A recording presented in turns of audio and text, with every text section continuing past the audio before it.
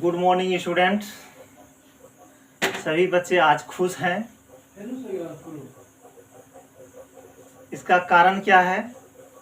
कारण है कि जो है कि आप लोगों ने टेस्ट दिया और सबों ने अच्छा मार्क्स लाया है। आप लोगों का ये पहला टेस्ट था, तो आइए इसका आज हम लोग सॉल्यूशन देखते हैं।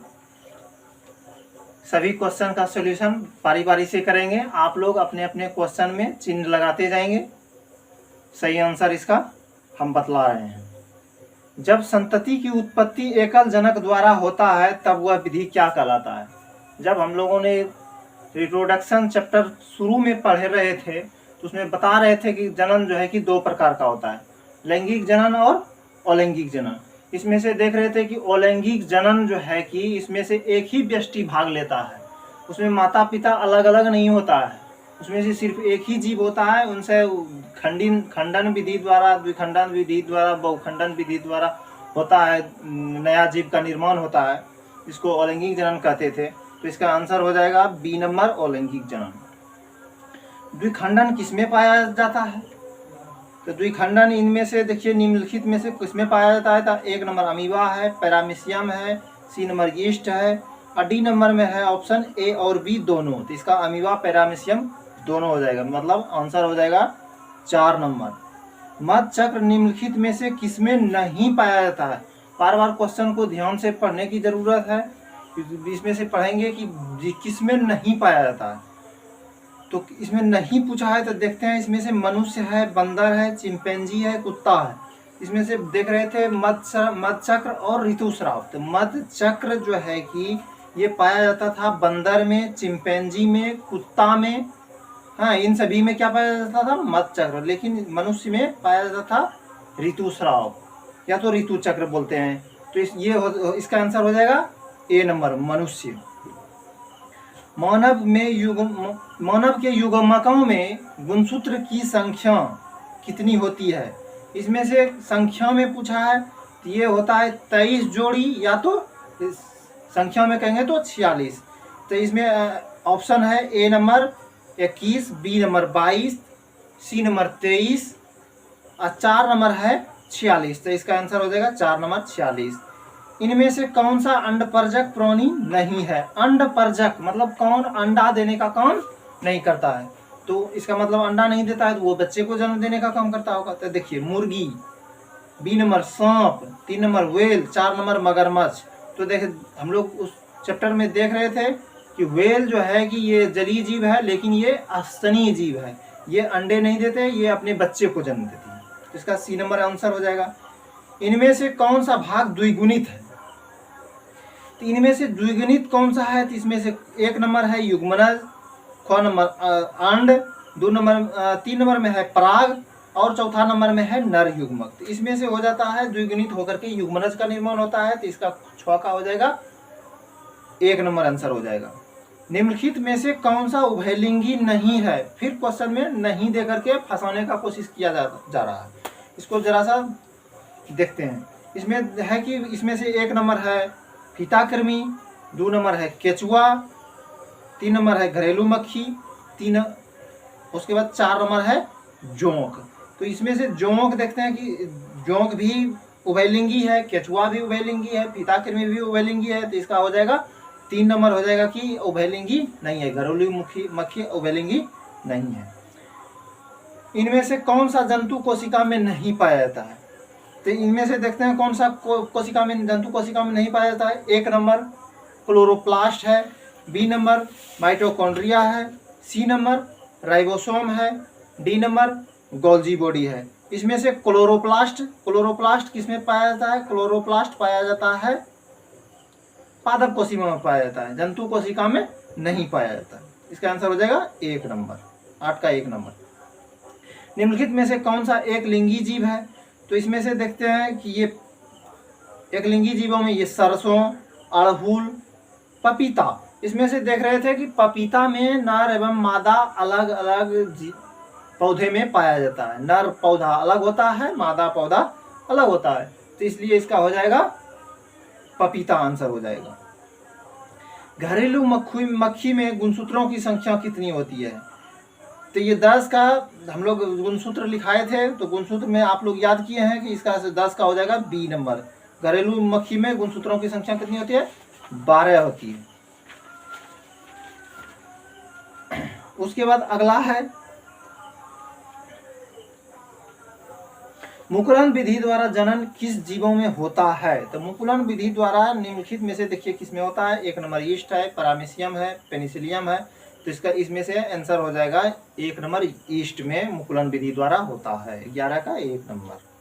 13 नंबर देखते हैं, इसमें से कौन जल द्वारा परागित है? जल के द्वारा किसका परागकण हो रहा है?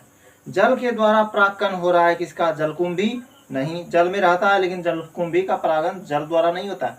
कमल, कमल का बता रहे थे, कमल का परागण जल द्वारा नहीं होता है, इसका जो है भंवरा द्वारा होता है। उसके बाद देखिए हाइड्रीला, तो इसका आंसर हो जाएगा हाइड्रीला। हाइड्रीला में जो होता है जल द्वारा परागण होता है।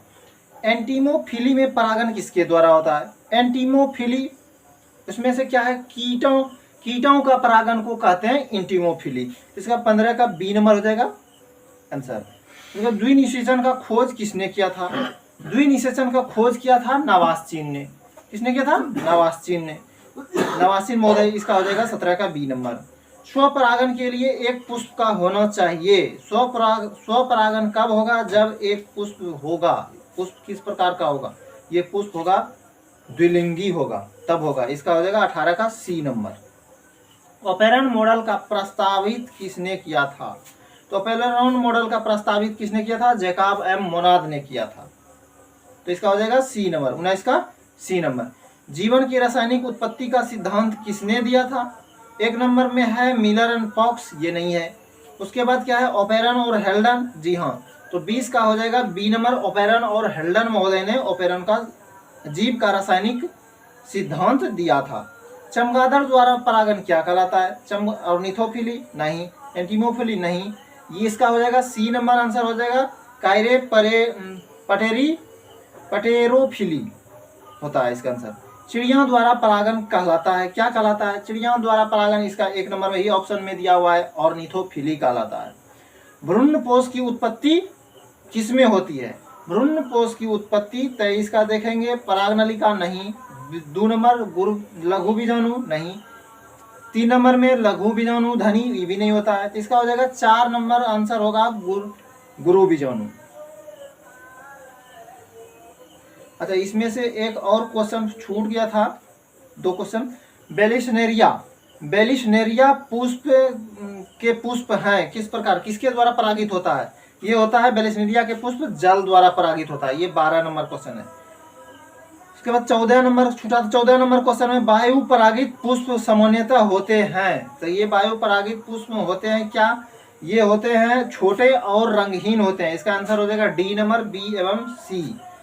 16 नंबर देखिए क्वेश्चन एक और छूटा हुआ था। पुष्प में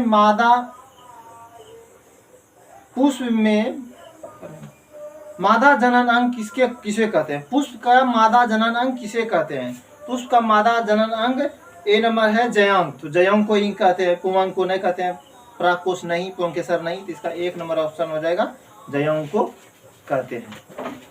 देखिए अगला देखते हैं, टर्नर सिंड्रोम में कितने गुणसूत्र होते हैं? टर्नर सिंड्रोम जब पढ़ा रहे थे उस टाइम में बताए थे कि इसमें से क्रोमोसोम की संख्या क्या होता है? 1 कम जाता है।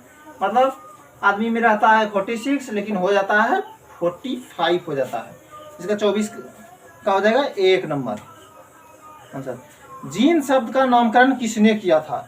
जीन शब्द का नामकरण जोहानसन ने किया था, लेकिन बहुत लड़के ने क्या लिखे हैं? मेंडल बना दिए हैं, लेकिन मेंडल नहीं होगा। मेंडल होता है उसका जनक कहलाता है मेंडल, लेकिन जीन शब्द का नामकरण किसे किया था? जोहानसन महोदय ने। 25 का बी नंबर। बच्चों में मंगोलिज्म या डाउन सिंड्रोम होने का क्या कारण है? ये जो है कि ये क्या होता है?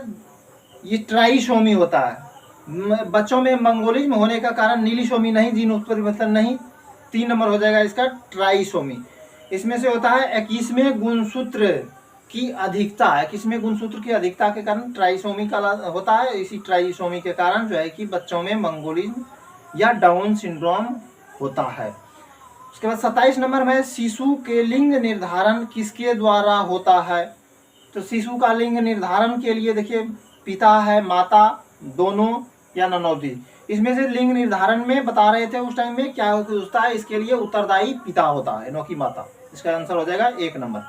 मेंडल का एक संकर अनुपात क्या है। तो इसका हो जाएगा 1:2 नहीं, बी नंबर 3:1। जी हाँ, इसका 3:1 होता है। 21वें गुणसूत्र के ट्राइसोमी में से कौन सी आनुवंशिक बीमारी होती है। इसका होता है आंसर 21 में, अभी तुरंत ऊपर में हम लोग पढ़े थे 26 नंबर में ही उसी को क्वेश्चन को दोहराया गया है। इसमें से क्या हो जाएगा, इसका डाउन सिंड्रोम होता है। इसको क्या होता है, या तो मंगोली स्मिथ सिंड्रोम कहते हैं। तो इसका आंसर हो जाएगा 29 का डी नंबर। आनुवंशिकी के जनक किसे कहा जाता है। ये भी क्वेश्चन अभी ऊपर में बता चुके हैं कि आनुवंशिकी के जनक मेंडल महोदय को कहा जाता है। निम्नलिखित में से कौन सा वर्ग सर्वदाता है। तो सर्वदाता कौन सा है, ओ सर्वदाता ग्रुप है। इसका आंसर देखिए 31 का 4 नंबर में है। तो इसका आंसर होगा 4 नंबर। जबकि ए बी जो है सर्वग्राही है, ये ए बी ग्रुप जिसका रहेगा वो सभी व्यक्ति से खून ले सकता है, लेकिन ओ सर्वदाता है, वो सभी को दे सकता है। ए को भी दे सकता है, बी को भी दे सकता है, ए बी को भी दे सकता है, और ओ यदि है ओ को तो देगा, इसलिए उसका हो जाएगा 4 नंबर। F1 पीढ़ी के संकर पौधे को जब समयुग्मी अप्रभावी जनक से क्रॉस कराया जाता है तो इसे क्या कहते हैं। तो इसे कहते हैं, इसको टेस्ट क्रॉस कहते हैं। क्या कहते हैं, टेस्ट क्रॉस कहते हैं। इसका हो जाएगा 32 का बी नंबर आंसर, मतलब 2 नंबर आंसर हो जाएगा टेस्ट क्रॉस। 33 का देखिए, F2 पीढ़ी में फिनोटाइप एवं जीनोटाइप दोनों अनुपात 1:2:1 हो तो इस प्रकार की स्थिति को क्या कहते हैं। इसका हो जाएगा 4 नंबर ऑप्शन हो जाएगा, अपूर्ण प्रभाविता कहते हैं। 34 नंबर क्वेश्चन, प्रधानता में रोगी की पहचान नहीं कर पाता है, मतलब किस रंग का नहीं कर पाता है। इसमें से हम लोग पढ़े थे लाल एवं हरे रंग की पहचान रोगी नहीं कर पाता है। इसका ऑप्शन देखिए कितना नंबर में दिया है, बी नंबर में दिया है, हरा तथा लाल। तो इसका हो जाएगा बी नंबर ऑप्शन हो जाएगा 34 का बी। हीमोफीलिया का वाहक निम्न में से कौन सा होता है। हीमोफीलिया का वाहक बता रहे थे, महारानी विक्टोरिया के बारे में बताए थे कि जब से स्टार्टिंग हुआ था हीमोफीलिया, तो तब से देखा गया है कि इसका जो है वाहक स्त्रियां होती है। वाहक कौन होता है, स्त्रियां होता है। 35 का बी नंबर स्त्रियां होती हैं। मकई में क्रोमोसोम की संख्या 2n में द्विगुणित अनुपात में ये पूछ रहा है कि 2n में कितना होता है। तो ये हो जाएगा 20, मतलब 36 का बी नंबर 20 हो जाएगा आंसर। डाउन सिंड्रोम में कितने गुणसूत्र की संख्या होती है। तो डाउन सिंड्रोम में एक जो है कि बढ़ जाता है क्रोमोसोम, तो इसका हो जाएगा 47। 37 का सी नंबर आंसर। डीएनए का एक जीवाणु कोशिका से दूसरे जीवाणु कोशिका में जीवाणु भोजी द्वारा स्थानांतरण क्या कहलाता है। ये कहलाता है ट्रांसडक्शन कहलाता है। तो 38 का 2 नंबर ट्रांसडक्शन। बी डीएनए एक संपूर्ण घुमाव कितने पेयर्स होते हैं। जब हम लोग डीएनए चैप्टर पढ़ रहे थे, पी डीएनए आरएनए, उसमें से देखे थे कि एक पूर्ण घुमाव इसमें से 10 होता है, 10 बेस पेयर्स होता है। तो इसका आंसर हो जाएगा 39 का 1 नंबर। एमआरए का निर्माण कहाँ होता है। एमआरए का निर्माण कोशिका द्रव्य में होता है। इसका 40 का 1 नंबर आंसर हो जाएगा, कोशिका द्रव्य में। गलत, ये नहीं होगा। इसमें से कोशिका द्रव्य मिस्टेक से ही लिखा गया है, 1 नंबर में नहीं। इसका 40 का हो जाएगा, 3 नंबर होगा, केंद्रक में होता है। एमआरएनए का निर्माण किसमें होता है, केंद्रक में होता है। इसमें से गलत से चिन्ह लग गया। इसमें से क्या होता है, केंद्रक में होता है। जो जीन अपना स्थान बदलते रहते हैं उन्हें क्या कहते हैं। जो अपना स्थान बार बार बदलता रहता है, 41 का देखिए सी नंबर होगा, उसको ट्रांसपोसन्स जीन कहते हैं। लैक एपोरॉन में 44 नंबर क्वेश्चन, 42 नंबर क्वेश्चन देख रहे हैं। लैक एपोरॉन में कितने संरचनात्मक जीन पाए जाते हैं। तो लैक ओपेरॉन में कितने संरचनात्मक जीन पाए जाते हैं। तो ओपेरॉन मॉडल में पढ़ रहे थे, ये 3 जीन पाया जाता है। 42 का 1 नंबर। लैक ओपेरॉन में लैक्टोस क्या कार्य करता है, मतलब किस प्रकार का काम करता है। लैक ऑपरेंट मॉडल में लैक्टोज क्या करता है, प्रेरक का कार्य करता है। 43 का हो जाएगा 2 नंबर, 43 का 2 नंबर हो जाएगा। उसके बाद देखिए 44 का देखिए यूकैरियोट्स, यूकैरियोट्स में पाए जाने वाले नॉन कोडिंग क्रम को क्या कहते हैं। इसको आप लोगों को फर्स्ट ईयर में बताए थे, यूकैरियोटिक जीव, प्रोकैरियोटिक जीव। प्रोकैरियोटिक जीव क्या होता है, ये छोटे छोटे कोशिकाओं में एक ही कोशिका का जो बनाता है। यूकैरियोट्स मतलब बड़े जीवों का बात कर रहे हैं यहाँ। यूकैरियोट्स में पाए जाने वाले नॉन कोडिंग क्रम क्या कहलाते हैं, ये इंट्रोन कहलाता है। इसका हो जाएगा 44 का 3 नंबर हो जाएगा इंट्रोन। उसके बाद देखिए डीएनए फिंगरप्रिंटिंग का क्या कार्य है। डीएनए फिंगरप्रिंटिंग का कार्य हम आप लोग ने उत्सुकता से सीखा था कि क्या होता है। सर बार बार क्वेश्चन कर रहे थे, सर हाँ कैसे पकड़ा जाएगा किसी कोई भी आदमी की, इसका जो है पिता है कि नहीं है, माता है कि नहीं है, ये चोरी किया है तो कैसे पकड़ा जाता है। इसमें से देखिए ऑप्शन दिया है, सही माता का पिता का पहचान करना, तो ये भी करता है। प्रयोगशाला में अपराधी का पहचान करना, ये भी काम है डीएनए टेस्ट, फिंगरप्रिंटिंग टेस्ट का। संदिग्ध माता पिता की जानकारी प्राप्त करना, ये भी है। और 4 नंबर में दे दिया है ऑल ऑफ दीज, तो इसका आंसर हो जाएगा ऑल ऑफ दीज। 45 का 4 नंबर। देखिए अंत में यही कहेंगे कि शौक कभी पाला नहीं जाता, शौक को कभी पाला नहीं जाता, कांच के खिलौने को कभी उछाला नहीं जाता, मिल जाता है मंजिल कोशिश करने से, मिल जाता है मंजिल कोशिश करने से, हर बात को किस्मत पर टाला नहीं जाता। जिस तरह मेहनत कर रहे हैं, यदि और मेहनत करें तो अच्छी मंजिल को प्राप्त करेंगे, और यदि किस्मत पर टालेंगे तो फिर काम गड़बड़ हो जाएगा। चलिए ये कहानी समाप्त हो गया आज का। धन्यवाद।